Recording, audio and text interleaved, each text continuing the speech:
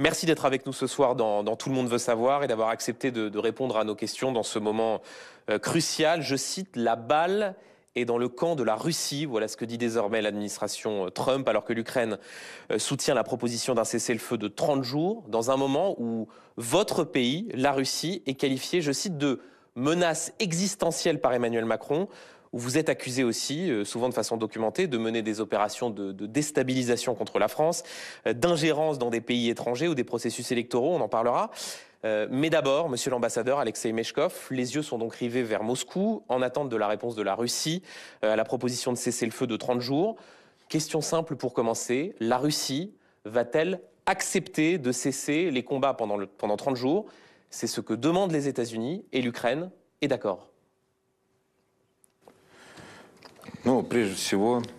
Avant tout, je tiens à dire une chose. C'est encore trop tôt pour donner des évaluations.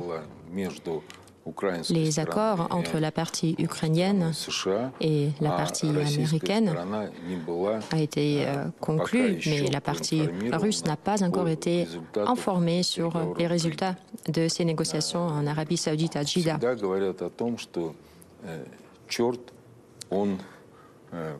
Vous savez, il y a un proverbe qui dit que le diable est dans les détails. Donc on voudrait d'abord connaître les détails, apprendre les détails, mais sinon, bien évidemment, la partie russe s'est toujours prononcée pour une solution diplomatique et politique de ce conflit. Une solution diplomatique, en même temps, monsieur l'ambassadeur, moi j'ai le souvenir de ce que disait votre ministre des Affaires étrangères, Sergueï Lavrov, qui le 28 décembre dernier disait la chose suivante, un cessez-le-feu en Ukraine, maintenant, ne mènerait nulle part.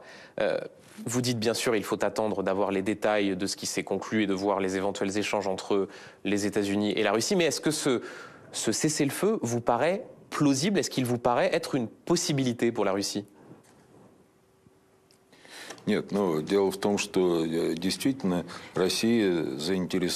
bien sûr. Effectivement, la Russie est très intéressée à trouver une solution, on va dire, radicale de ce problème, à savoir parvenir à un accord définitif. Malheureusement, nos partenaires occidentaux nous ont leurrés, nous ont dupés à maintes reprises à cet égard. Je vais vous donner un exemple des accords de Minsk.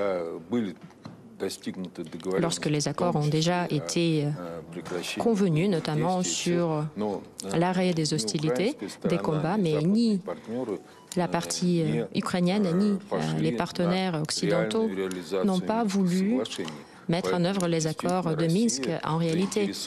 Donc oui, je le répète, la Russie a tout l'intérêt de voir les accords bien réels pour qu'ils puissent assurer notre sécurité. Alerte Info, géopolitique profonde prend sa place dans le paysage médiatique français. Bonsoir à tous, vous êtes sur Géopolitique Profonde, la chaîne qui est là pour remplacer les médias subventionnés. On investit maintenant la rue et on veut vous entendre. Le gouvernement de M. Macron nous a obligés et nous a enfermés chez nous. Mais on a besoin de votre soutien. Alors cliquez sur le bouton j'aime pour nous soutenir.